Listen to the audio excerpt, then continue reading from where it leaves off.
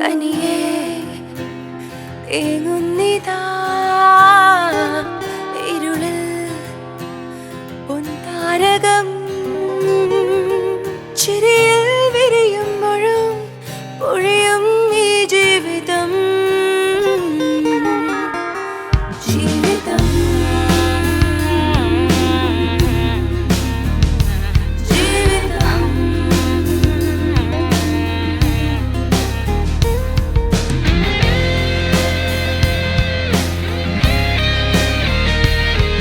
അകലുന്നൊരു ജീവസന്ധ്യയും എരിയുന്നൊരു പകൽ നാളകം മഴനൂലുകൾ ഇഴനെയ്യുമീ കുളിരോർമ്മയും ഇനി നിന്റെയായി അറിയുന്നതും പറയാത്തതും നിറയും കാലം നിന്റെ കാന്തമൗനത്തിൻ നിറനിലാവിൽ ജീവിതം ജീവിതം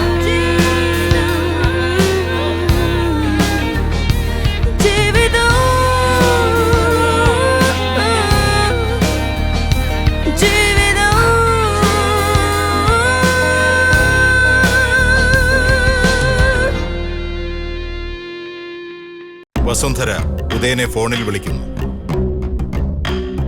മുത്തശ്ശിയോട് സങ്കടം പറയുന്ന നന്ദന. വസുന്ധര നന്ദനയെ വിളിച്ച് ഉദയനുമായി എന്തെങ്കിലും പിണക്കമുണ്ടോ എന്ന് അന്വേഷിക്കുന്നു. ശേഖരൻ നമ്മളെ പറ്റിക്കുകയായിരുന്നു എന്ന് മക്കളോട് സുമിത്ര. ഉദയനും നന്ദനയും കുന്നത്തൂർ കോവിലകത്തെത്തുന്നു. ഉദയന്റെയും നന്ദനയുടെയും തിരിച്ചുവരവിൽ സംശയവുമായി വസുന്ധരയും കാർത്തികയും. വീടിന് പുറത്തേക്ക് പോകുന്ന ഉദയനോട് ചില സംശയങ്ങളുമായി വസുന്ധര. ഇനി തുടർന്ന് കാണുക. നന്ദനയ്ക്കൊരു പയ്യനുമായി ഇഷ്ടമായിരുന്നെന്നും നിങ്ങൾ കല്യാണം കഴിക്കാൻ തീരുമാനിച്ചിരുന്നെന്നും ഒക്കെയാ ഞാൻ അറിഞ്ഞത്. മോളുടെ നാവിൽ നിന്ന് എനിക്ക് സത്യം അറിയണം.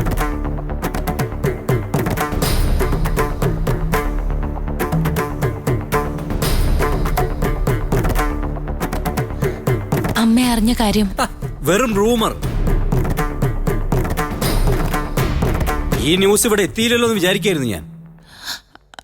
പക്ഷെ അമ്മ ഞാൻ എക്സ്പ്ലെയിൻ ചെയ്യാം. ഞാൻ നേരത്തെ കേട്ടതാ ഈ കഥ. ആ വേർഷനിൽ നന്ദൻ അയാളോടൊപ്പം ഒളിച്ചോടിയെന്നു, പോലീസ് പിടികൂടിയെന്ന് വരാനുണ്ടായിരുന്നു. അതും ഞങ്ങളുടെ കല്യാണത്തിന് 1-2 ദിവസം മുമ്പ്. അപ്പോഴേ ഞാൻ അന്വേഷിച്ചു. എന്നിട്ട് പച്ചക്കള്ളം. ഇങ്ങനെ കള്ളക്കഥകൾ പറഞ്ഞുണ്ടാക്കുന്നത് കൊണ്ട് ആർക്കാ നേട്ടം? അമ്മേ, ഇതൊരു തരം മാനസിക രോഗ. ശരിക്കും പറഞ്ഞ സാഡിസം. പറഞ്ഞുണ്ടാക്കുന്നവർക്കും പിന്നീട് പബ്ലിസിറ്റി കൊടുക്കുന്നവർക്കും ഒരു സുഖം കിട്ടും. വാർത്ത അറിഞ്ഞതിന്റെ ടെൻഷനിൽ അതിന്റെ ഉറവിടം അന്വേഷിക്കാൻ വിട്ടുപോയി കാണും. പക്ഷെ ഞാൻ അന്വേഷിച്ചു. നന്ദനയ്ക്ക് ഉദയന്നൂരിൽ അമ്മായിയുണ്ടല്ലോ, പ്രതിഭ. ആ പ്രതിഭാശാലിയുടെ സൃഷ്ടിയാണ് ഈ ഗോസിപ്പ്. ഇത് വെറുതെ പറയുന്നതല്ല. ഞാനും നന്ദനയും കൂടി ഉദയന്നൂർ ചെന്നപ്പോ ആ സ്ത്രീ എന്റെ നേർക്ക് ഈ കാടിറക്കി നോക്കി. സത്യം? അതിനും സംശയമാണോ? കേട്ടപാടെ ഞാൻ വയലന്റ് ആവുന്നു. കുറഞ്ഞപക്ഷം നന്ദനെ വിളിച്ച് കവളത്തിൽ അടി കൊടുക്കുന്നവർ പ്രതീക്ഷിച്ചു. പക്ഷെ കേട്ട ഭാവം നടിച്ചില്ല ഞാൻ. ഇത്തരം ഞരമ്പ് രോഗികൾക്കുള്ള മറുപടി അതാണ്.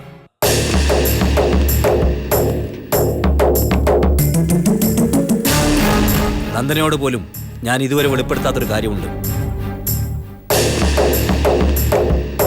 വൈഫിനെ കുറിച്ച് എന്തായാലും സുഖകരമല്ലാത്തൊരു ആരോപണം കേൾക്കുമ്പോൾ ഒന്ന് അന്വേഷിക്കുന്ന നല്ലതായിരിക്കും എനിക്കും തോന്നി. രഹസ്യമായി ഞാൻ അന്വേഷിച്ചു. ഏതെങ്കിലും പയ്യനുമായിട്ടൊരു ലവ് അഫെയർ പോയിട്ട് ഒരു നല്ല ഫ്രണ്ട്ഷിപ്പ് പോലും ഉണ്ടായിരുന്നില്ല നന്ദനയ്ക്ക്. അതാണ് ഈ കക്ഷി. അതും ഈ 2016. അതിലാണ് എനിക്ക് പരാതി.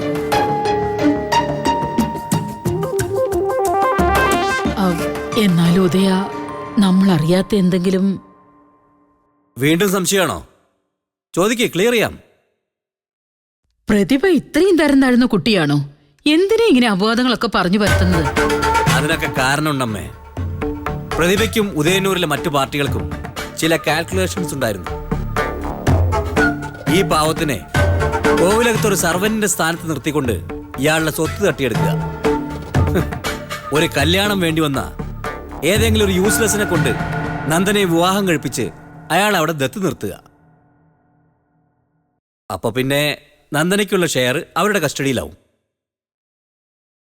അപ്പോഴല്ലേ ഞാൻ നന്ദനെ ഇങ്ങോട്ട് കൊണ്ടുവന്ന്. പ്ലാനുകൾ നടക്കില്ലെന്ന് തോന്നിയപ്പോ ആലോചിച്ച് കണ്ടുപിടിച്ചതാണ് ഈ കള്ളക്കഥ.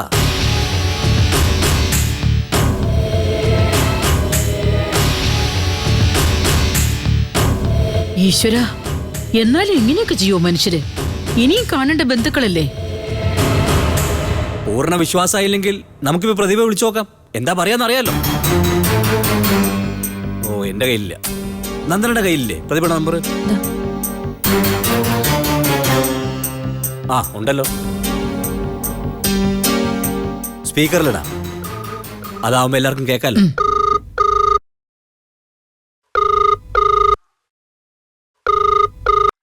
നന്ദനെ? നന്ദനയല്ല, ഞാനാ, ഉദയൻ. പറയൂ. അതെ, ഒരു ക്ലാരിഫിക്കേഷന് വേണ്ടിയാ. ഒരു സെക്കൻഡ്, ഞാൻ ഫോൺ അമ്മയുടെ അടുത്ത് കൊടുക്കാം. സംസാരിക്കേ. പ്രതിഭേ, എന്താ അമ്മായി? അവിടെ നന്ദനയ്ക്ക് വല്ല അസുഖവും? ഏയ്, ഒന്നുമില്ല.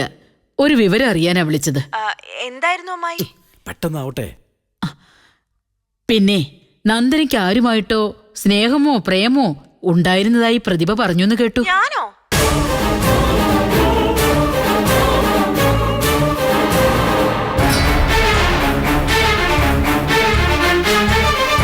എന്താ, പറഞ്ഞില്ലേ? ഇല്ല, ഞാൻ ഓർക്കുന്നതേ ഇല്ലല്ലോ. കാർത്തികയെ വിളിച്ചപ്പോഴും പിന്നെ ഉദയന്റെ അടുത്തും അങ്ങനെ പറഞ്ഞു എന്നാണല്ലോ ഞാൻ അറിഞ്ഞത്. ദേ, ഇപ്പൊ അവരോട് നിപ്പുണ്ട്. ഓ, അതാണോ അമ്മായി? അങ്ങനെ ഒരു ന്യൂസ് ഞാൻ കേട്ടു. അത് തെറ്റാണെന്നാ ഞാൻ പറഞ്ഞത്. അത് കേട്ടപ്പോ അവർക്ക് തെറ്റിപ്പോയതായിരിക്കും. നന്ദനെ പറ്റി അങ്ങനെ ഒരു വാചകം ഞാൻ പറയൂ? എന്ത് നല്ല സ്വഭാവ ഗുണമുള്ള കുട്ടിയത്. മനസ്സാ വാച അറിയാത്ത കാര്യം അമ്മായി അത്. എന്റെ ദൈവമേ. എന്നാ ശരി പ്രതിഭേ. ശരി അമ്മായി.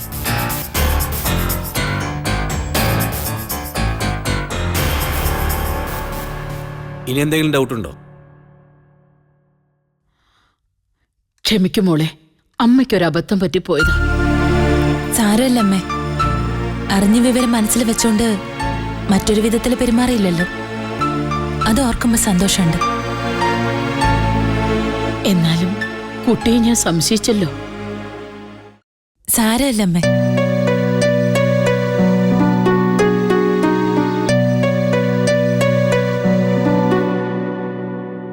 ഇത്തരം മനോഹരമായ ആചാരങ്ങൾ ഇനിയും ഉണ്ടാവാതിരിക്കുന്നതാണ് നല്ലത്. ഇനി എനിക്ക് ഇറങ്ങാലോ. നന്ദന റൂമിലേക്കല്ലോ.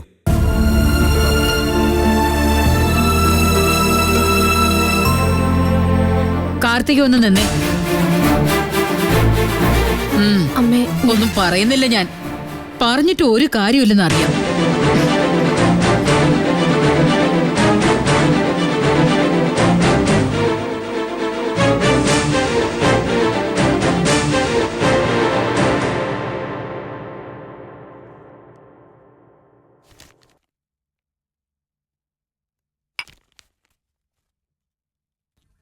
ഞായറാഴ്ച ആണെന്ന് പറഞ്ഞ് ഇവിടെ ഇങ്ങനെ പത്രം വായിച്ചിരുന്നാൽ മതിയോ മനുഷ്യ?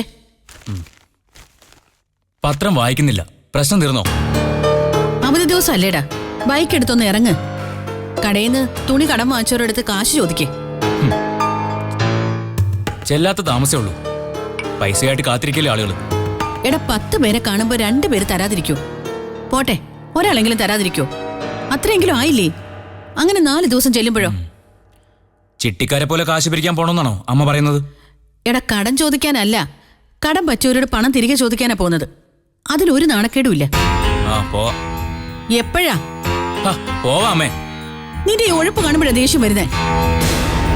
അതെ, അമ്മയ്ക്ക് എപ്പോഴാ ദേഷ്യം വരാതിരിക്കുന്നേ? അത്തരം തൊഴിലല്ലേ നിന്റെ കയ്യിലിരിക്കുന്നേ? കള്ളനോട്ട് കൊണ്ടല്ല, കഷ്ടപ്പെട്ടുണ്ടാക്കിയ പണം കൊണ്ടാ തുണിക്കട തുടങ്ങിയത്. പനക്കലെ വീടും പറമ്പും പോയതിന്റെ വിഷമം ഇതുവരെ മാറിയിട്ടില്ല. ശിവരാമേട്ടന്റെ ഫോട്ടോ കാണുമ്പോ ആകെ ഒരു കുറ്റബോധ. ആ ഫോട്ടോയിലേക്ക് നോക്കായിരുന്നാ പോരെ. നീ എന്താ പറഞ്ഞത്? ഓ, ഒന്നും പറഞ്ഞില്ല. എനിക്കറിയാടാ, ഒരു കണക്കിന് ശിവരാമേട്ടൻ ഭാഗ്യവാനാ. നിന്റെയൊക്കെ തല തിരിയുന്നതിന് മുമ്പ് ഭൂമിയിൽ നിന്ന് പോയല്ലോ. നിന്റെ ഫോണിങ് തന്നെ. ആരെ വിളിക്കാനാ ഇപ്പൊ ഫോൺ? അതറിഞ്ഞാലും നീ തരൂ. ഇതിൽ സുധയുടെ നമ്പർ ഉണ്ടോ? ആരുടെ?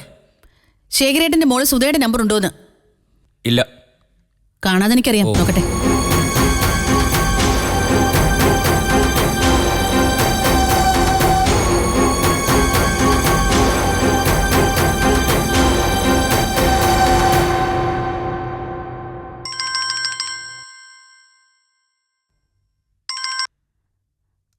ഹലോ ഹലോ, ഞാനാ സുമിത്ര. ആ ചിറ്റേ, ഇതാരുടെ ഫോണാ? മനീഷിന്റെ. ആ, അതാ പരിചയമുള്ള നമ്പറാണെന്ന് തോന്നി. പക്ഷെ ആളാരാന്ന് മനസ്സിലായില്ല. കുറേ നാളായതുകൊണ്ട് ഞാൻ വിളിച്ചതാ. നിങ്ങളാരും ഇങ്ങോട്ട് ഫോൺ ചെയ്യുന്ന പതിവില്ലല്ലോ. ഓരോരോ തിരക്കല്ലേ ചിറ്റേ. രഘുവരനെവിടെ? കടയിൽ പോയി. ഞായറാഴ്ച ആയിട്ടോ? എല്ലാ ഞായറാഴ്ചയും ഉച്ചവരെ തുറക്കും ചിറ്റേ. മറ്റു കടകളെല്ലാം അവധിയായതുകൊണ്ട് ചില ഞായറാഴ്ചകളിൽ ഭേദപ്പെട്ട കച്ചവടം കിട്ടും.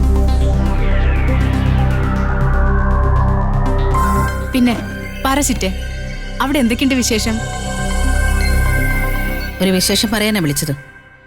അത് പക്ഷേ ഇവിടെയല്ല. എന്താ ചിറ്റേ? ശേഖരേട്ടൻ വിളിക്കോ നിന്നെ കാണാൻ വരുമോ മറ്റോ ചെയ്തിരുന്നോ? ഇല്ല. ആരെങ്കിലും പറഞ്ഞ് വല്ല വിവരം അറിഞ്ഞോ നിങ്ങൾ? ഇല്ല. അച്ഛൻ എന്തു പറ്റി? ശേഖരേട്ടനൊന്നും പറ്റിയില്ല. പകരം നമ്മളെയെല്ലാം പറ്റിച്ചു. പറ്റിച്ചോ? ഭാര്യയാണെന്ന് പറഞ്ഞ് ഒരു സ്ത്രീയെയും അവരുടെ കുട്ടികളെയും കൂടെ താമസിപ്പിച്ചിരിക്കുക. ആരുടെ കാര്യം ചിറ്റി പറയുന്നത്? ശേഖരേട്ടന്റെ, അല്ലാതെ ആരുടെയാ? നുണ. ഇതാരോ കള്ളക്കഥ ഉണ്ടാക്കിയതാ.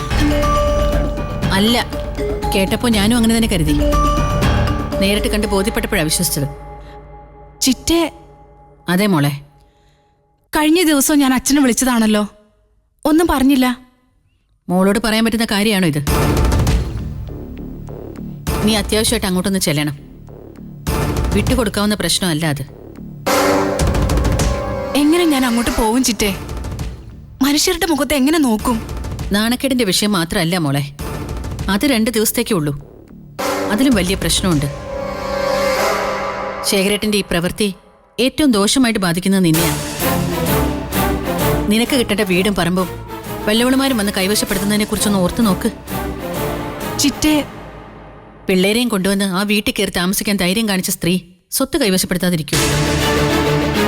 അതുകൊണ്ട് നീ ഉടനെ ഇടപെടണം. കാര്യങ്ങൾക്കൊരു തീരുമാനം ഉണ്ടാക്കണം. അല്ലെങ്കിൽ എല്ലാം കൈവിട്ടു പോകുന്ന ലക്ഷണം മോളെ. മനസ്സിലായോ?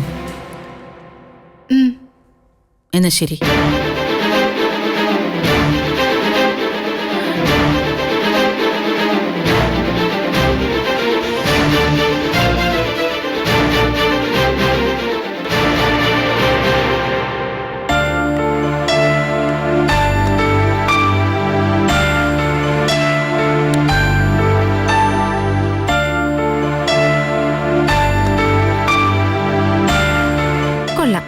നന്നായിട്ടുണ്ട്. നല്ല ഫോണ്, എനിക്കും ഇഷ്ടായി. ഫോണിന്റെ കാര്യമല്ല ഞാൻ പറഞ്ഞത്. ഒരു പുരുഷന്റെ ഏറ്റവും വലിയ ഭാഗ്യം എന്താണെന്ന് നന്ദനയ്ക്കറിയാവോ? ഇല്ല. തനിക്കിണങ്ങിയ ഭാര്യയെ കിട്ടുക, അതാണ് ആണിന്റെ ഭാഗ്യം. യതിയേട്ടൻ എപ്പോഴും പറയുന്ന കാര്യമാണ്. യതിയേട്ടന ഭാഗ്യം ഉള്ളതുകൊണ്ടായിരിക്കും എപ്പോഴും അങ്ങനെ പറയുന്നത്. അത് കാർത്തികേച്ചികളുടെ അഭിനന്ദനമല്ലേ? യതിയേട്ടന് കിട്ടിയാലും ഇല്ലെങ്കിലും ഉദയേട്ടനാ ഭാഗ്യമുണ്ടെന്ന് ഇന്നെനിക്ക് മനസ്സിലായി.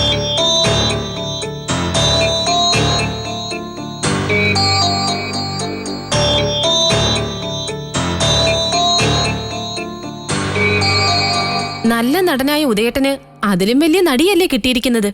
ഇതിനേക്കാൾ വലിയ ഭാഗ്യം എന്താ? 2 പേരും കൂടെ അഭിനയിച്ച് തകർക്കല്ലേ. ഇന്ന് രക്ഷപ്പെട്ടെങ്കിലും എന്നെങ്കിലും അമ്മ സത്യം മനസ്സിലാക്കും. കാർത്തികേച്ചി ഉദ്ദേശിച്ചത് എന്താന്ന് എനിക്ക് മനസ്സിലായില്ലല്ലോ. എന്റെ മുമ്പിൽ ആക്ട് ചെയ്യാൻ പോവാ? വേണ്ടട്ടോ, ഞാനും കുറെ ആൾക്കാരെ കണ്ടതാ. പഴയ റിലേഷന്റെ കാര്യം അമ്മ ചോദിച്ചപ്പോ എന്തായിരുന്നു ഉരുണ്ടുകളി? ഞാനിപ്പോ എന്ത് ചെയ്യണം ചേച്ചി? ഉദയേട്ടൻ പറഞ്ഞത് മൊത്തം നുണയാണ്, സത്യം ഞാൻ പറയാന്ന് അമ്മയെ അറിയിക്കണം. ധൈര്യം ഉണ്ടെങ്കിൽ പോയി അറിയിക്കേ. വെറ്റി വെക്കാൻ ഞാൻ പറഞ്ഞാലും അമ്മ വിശ്വസിക്കില്ല. ചേച്ചി വെറുതെ ബെറ്റിൽ തോൽക്കേ ഉള്ളൂ. അത് വെറും തോന്നല. ഉദയേട്ടൻ തന്നെ എന്നെങ്കിലും എല്ലാം വിളിച്ചു പറയും. അപ്പൊ അറിയാം ഇവിടുത്തെ അമ്മയുടെ തനി നിറം. ദേഷ്യം വന്ന അമ്മയ്ക്ക് പിന്നെ കണ്ണ് കാണില്ല. ചിലപ്പോ അടിച്ച് പുറത്താക്കാനും മടിക്കില്ല. അങ്ങനെയാണോ? സൂക്ഷിച്ചാ നന്ദനയ്ക്ക് കൊള്ളാം. എങ്കിൽ സൂക്ഷിക്കണം. ഞാനല്ല, കാർത്തികേച്ചി. ഇത്തരം അപവാദങ്ങൾ പറഞ്ഞു പരത്തുന്നതിന്റെ പേരിൽ അമ്മ ഇന്ന് ചേച്ചിയോട് ചെറുതായി ദേഷ്യപ്പെട്ടല്ലേ ഉള്ളൂ. കാർത്തികേച്ചി പറഞ്ഞ പോലെ അമ്മ തനി നിറം കാണിച്ച പ്രശ്നമാവും. എനിക്കിവിടെ അള്ളിപ്പിടിച്ചു നിൽക്കണമെന്ന് ഒരാഗ്രഹവും ഇല്ല കാർത്തികേച്ചി. ഇങ്ങോട്ട് സ്നേഹമാണെങ്കിൽ അങ്ങോട്ടും സ്നേഹം, ഇങ്ങോട്ട് ദ്രോഹമാണെങ്കിൽ പറഞ്ഞു. ദ്രോഹമാണെങ്കിൽ എന്താ? പരമാവധി ക്ഷമിക്കും. കാരണം ഒരാളെ ഉപദ്രവിക്കാൻ എളുപ്പമാണ്, ഒരു സഹായം കൊടുക്കാൻ എളുപ്പമല്ല. ഞാനായിട്ട് ഉപദ്രവിക്കാൻ വന്നുവെന്നാണോ? അങ്ങനെ ഞാൻ പറഞ്ഞില്ല. നമ്മൾ രണ്ടുപേരും ഈ വീട്ടിൽ കെട്ടിക്കേറി വന്നവരാ. ആ സ്നേഹമുണ്ട് എനിക്ക് നന്ദനയോട്.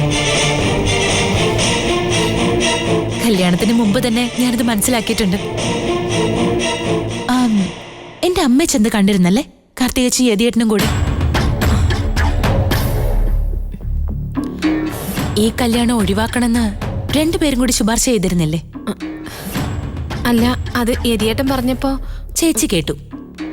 ചേച്ചി പറഞ്ഞപ്പോ യതിയേട്ടനും കേട്ടു. പറഞ്ഞല്ലോ, എനിക്കിവിടുത്തെ സ്വത്തോ സ്ഥാനോ ഒന്നും വേണ്ട. അത് ഓർത്ത് ആരും ഉറങ്ങാതിരിക്കണ്ട. സ്വസ്ഥായി വിട്ടാ മാത്രം മതി. എന്റെ ഭർത്താവിന് എന്നെ വിശ്വാസമാണ്. അതുകൊണ്ട് ഏഷണിക്ക് തൽക്കാലം ഞങ്ങളുടെ ലോകത്തിലേക്ക് പ്രവേശനമില്ല.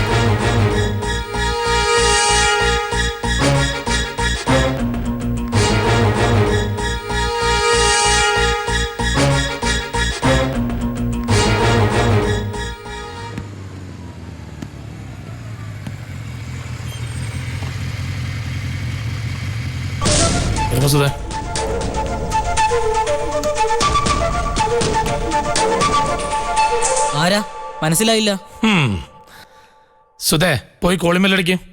നിന്റെ വീടാണെങ്കിലും നേരെ കയറി ചെല്ലുന്ന എങ്ങനെയാ?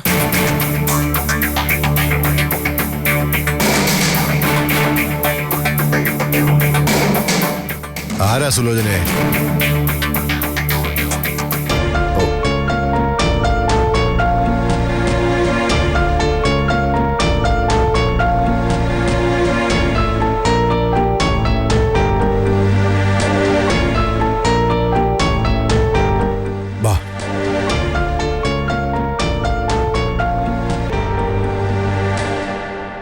ഇത് സുലോചന, സുധേൻ രഘുവരനുവാ. നിങ്ങളെന്താ ഇവിടെ തന്നെ നിന്ന് കളഞ്ഞത്? കയറി വന്നൂടെ? ഇങ്ങോട്ട് വന്നപ്പോഴേ ഈ ചെക്കൻ ചോദിക്കാൻ ഞങ്ങൾ ആരാന്ന്, പിന്നെ എന്ത് വിശ്വസിച്ച അകത്തേക്ക് കയറുന്നത്? മോൻ ഇവരെ ആദ്യമായിട്ടല്ലേ കാണുന്നത്, അതുകൊണ്ടാ ചോദിച്ചത്. ഞാൻ പരിചയപ്പെടുത്തി. ഞങ്ങൾക്ക് ആരെയും പരിചയപ്പെടണ്ട. സുധയ്ക്ക് മുൻകോപം ശക്ര കൂടുതലാ സുലോചനെ. സുമിത്രേച്ചി അങ്ങനെയാണല്ലോ, കുടുംബത്തിലെ സ്വഭാവം പകർന്നു കിട്ടിയതായിരിക്കും. സുധയുടെ അച്ഛൻ കാണിച്ച വളരെ ചീപ്പായി പോയി. സുമിത്രയെ നിങ്ങളും അല്ലാതെ മറ്റാരും അങ്ങനെ പറഞ്ഞിട്ടില്ല. കല്യാണം കഴിഞ്ഞൊരു മോളുണ്ടെന്നുള്ള കാര്യം അച്ഛൻ മറന്നു പോരുതായിരുന്നു. ഞാനിനി എങ്ങനെ മനുഷ്യരുടെ മുഖത്ത് നോക്കും? കല്യാണം കഴിഞ്ഞപ്പോ ശേഖരേട്ടന്റെ കാര്യം സുധ ഓർത്തോ? ചേട്ടൻ ആഹാരം കഴിക്കുന്നുണ്ടോ, ഉറങ്ങുന്നുണ്ടോ, ഇത് വല്ലതും അന്വേഷിച്ചോ? എന്നോട് നിങ്ങൾ മിണ്ടാൻ വരണ്ട. സുമിത്ര പറഞ്ഞു കാണും കുഞ്ഞമ്മയോട് കട്ടക്ക് നിൽക്കണമെന്ന്. അച്ഛാ, എനിക്ക് വല്ലാതെ ദേഷ്യം വരുന്നുണ്ട് കേട്ടോ. ഒരു കുഞ്ഞമ്മയുടെ കാര്യം എനിക്ക് കേൾക്കണ്ട. ഒറ്റത്തടിയായി ഈ വീട്ടില് ജയിലിലെ പോലെ കഴിയായിരുന്നു ഞാൻ. ഒരു അസുഖം വന്ന് ആര് നോക്കും? സുധ പറഞ്ഞല്ലേ ഞങ്ങളോടൊന്ന് താമസിക്കാൻ. ഈ വീട് കളഞ്ഞിട്ടോ? ഈ വീടല്ലായിരുന്നു അച്ഛന്റെ പ്രശ്നം. ഇവിടെ ഇപ്പൊ ഒന്ന് താമസിക്കുന്നവരാ. ഇവരെ ഇവിടെ കുടിയിരുത്തണമായിരുന്നു അച്ഛന്. ഒരു ചാൻസ് കിട്ടിയപ്പോ കേറി കൊടികുത്താൻ നോക്കിയിരിക്കുവായിരുന്നു. ഭർത്താവിന്റെ വീട്ടിൽ ഭാര്യയും മക്കളെയും കൊണ്ട് താമസിപ്പിക്കുന്നതുകൊണ്ട് എന്താ തെറ്റ്? നിങ്ങളോട് ഞാൻ മിണ്ടാ വരണ്ടെന്ന് പറഞ്ഞല്ലോ. ഇങ്ങനെ ഓരോരുത്തരായി വന്ന് കല്ല് തുള്ളുന്നത് കാണാനാണോ ചേട്ടനെ കൂട്ടിക്കൊണ്ടു വന്നത്? ബുദ്ധിമുട്ടാണെങ്കിൽ ഇറങ്ങി പോവിടുന്ന്, അതാ നല്ലത്. മതിയെന്ന് ഞാൻ പറഞ്ഞല്ലോ സുധേ. ആരെത്രയൊക്കെ തുള്ളിയാലും സുലോചനയും മക്കളും ഇവിടെ തന്നെ താമസിക്കും. എനിക്കിഷ്ടല്ലാന്ന് പറഞ്ഞാലും മോളുടെ ഇഷ്ടത്തിന് ഞാൻ ജീവിക്കണമെന്ന് പറഞ്ഞ ന്യായമാണോ? സുലോചന മക്കളെ എന്ത് ചെയ്യണം? അത് അതെനിക്ക് അറിഞ്ഞൂടാ. എന്നാ എനിക്കറിയാം. ഒന്നുകിൽ ഇവളെ കുഞ്ഞമ്മയായിട്ട് സുധി അംഗീകരിക്കണം, ഞങ്ങളെ മക്കളെ അനിയത്തിയും അനിയനുമായിട്ട് അംഗീകരിക്കണം. അല്ലെങ്കിൽ ഒഴിവാക്കണം. എന്തൊഴിവാക്കണം? സുധയുടെ ഇങ്ങോട്ടുള്ള ഈ വരവ് ഒഴിവാക്കണം. രണ്ടിനൊന്ന് തീരുമാനിക്കാം. രഘുവരനോടും കൂടി അഭിപ്രായം ചോദിച്ചിട്ട് തീരുമാനം എടുത്താൽ മതി. ഏതായാലും ഇവിടം വരെ വന്നതല്ലേ, കേറിയിരിക്കേ, കുറച്ച് കഴിഞ്ഞിട്ട് പോവാം. അച്ഛാ, കേറിയിരുന്ന് വിശദമായി സംസാരിക്കാൻ ഒന്നുകൂടി വരുന്നുണ്ട് ഞാൻ. ഇപ്പൊ പോവാം. ആടി.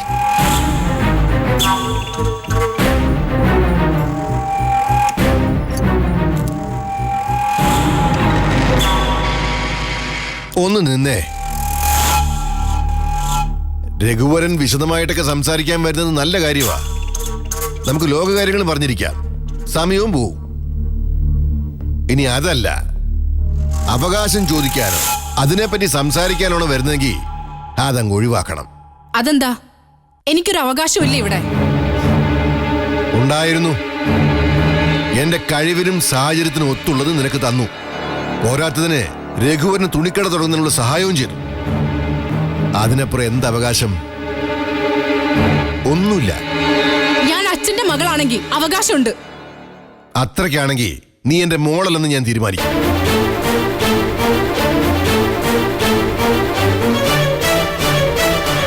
വാശിക്ക് വേണ്ടി അങ്ങനെ പറയാനും ഞാൻ മടിക്കില്ലെന്നറിയാലോ. സുമിത്രയുടെ അടുത്തല്ലേ നീ സാധാരണ പരാതിപ്പെട്ട് തുറക്കുന്നത്? അവിടെ ചെന്ന് പരാതിപ്പെട്. ബാക്കി അവരോട് ഞാൻ പറഞ്ഞോളാം. ചെല്ലേ. വാ മോനെ.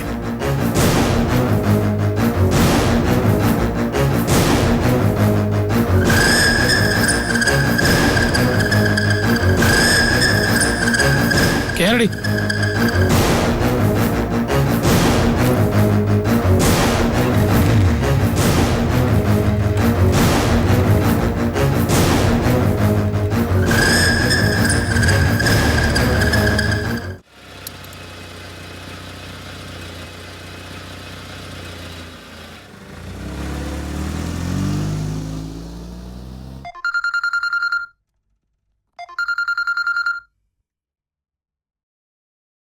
ഹലോ. കുറച്ച് സമയമായി ഞാൻ വിളിക്കുന്നു. ഞാൻ കേട്ടില്ല. ഒരാൾ പിന്നെയും പിന്നെയും വിളിക്കുമ്പോ എടുക്കാതിരിക്കുന്ന ഇൻസൾട്ട് ചെയ്യുന്നതിന് തുല്യ. അത് മനഃപൂർവ്വം അങ്ങനെ ചെയ്യുമ്പോഴല്ലേ? ഞാൻ താഴെയായിരുന്നു. വിളിക്കുന്ന ആളത് അറിയുന്നില്ലല്ലോ. ഞാൻ ഇന്ന് രാത്രി കുറച്ച് ലേറ്റ് ആയിട്ടേ വരൂ. അത് പറയാനാ വിളിച്ചത്. ചിലപ്പോ വരാൻ പറ്റിയില്ലെന്നും വരും. കേൾക്കുന്നുണ്ടോ? റെസ്പോൺസ് ഒന്നും ഇങ്ങോട്ട് കേൾക്കുന്നില്ല, അതുകൊണ്ടാ ചോദിച്ചത്. ഞാൻ പ്രത്യേകിച്ച് എന്ത് റെസ്പോണ്ട് ചെയ്യാനാ? നേരത്തെ വരണമെന്ന് പറഞ്ഞാ കേക്കോ? ഇല്ല. പിന്നെ എന്തിനാ വെറുതെ? ഞാൻ വൈകിയേ വരുമെന്ന് അമ്മയോടൊന്ന് പറയണം. അത്രയും ചെയ്താൽ മതി ഇയാള്. അത് അമ്മയെ നേരിട്ട് വിളിച്ച് പറഞ്ഞാ പോരെ. ഇതിനിടയിൽ ഞാൻ എന്തിനാ? ഒരു കാര്യം അറിഞ്ഞുകൊണ്ട് ആളാവാൻ നോക്കല്ലേ. ഞാൻ അമ്മയോട് പറഞ്ഞാൽ അമ്മ എങ്ങനെ റിയാക്ട് ചെയ്യുന്ന അന്ന് എനിക്ക് അറിയാനിട്ടല്ല. അമ്മ എനിക്ക് സ്വൈര്യം തരില്ല. അതിന്റെ ഇടയിലൊരു പ്ലേ. അതായത് അമ്മയെ സൗകര്യപൂർവ്വം കാര്യം അറിയിച്ച് ഞാൻ രക്ഷിക്കണം, അതല്ലേ കാര്യം? അതെ. ഇങ്ങോട്ടൊരു പ്രത്യുപകാരം ചെയ്യാന്ന് വിചാരിച്ചാ മതി. അമ്മയുടെ മുമ്പിൽ ഇന്ന് നന്ദനെ രക്ഷിച്ചത് ഞാനാ. അതിനുള്ളൊരു പ്രത്യുപകാരം. ലവ് സ്റ്റോറിയുടെ സത്യാവസ്ഥയെക്കുറിച്ച് അമ്മ ചോദിച്ചപ്പോ ഞാൻ ബുദ്ധിപൂർവ്വം ഇടപെട്ടില്ലായിരുന്നേ കാണായിരുന്നു. എനിക്കതൊരു വലിയ കാര്യം തോന്നുന്നില്ല. എന്നാ പിന്നെ ഫോൺ വെച്ചിട്ട് അമ്മയോട് ഇന്ന് പ്രണയവത്താന്ന് മുഴുവൻ അറിയിക്കേ. വെറുതെ എന്നെ പ്രൊവോക്ക് ചെയ്യാൻ നോക്കല്ലേ. മനസ്സുണ്ടേ അമ്മയോട് പറഞ്ഞാൽ മതി ലേറ്റ് ആയിട്ടേ വരുമെന്ന്. അതിനെന്തെങ്കിലും ഒരു കാരണം ഇയാളെ തന്നെ കണ്ടുപിടിച്ച് പറഞ്ഞാൽ മതി. ആ ശരി.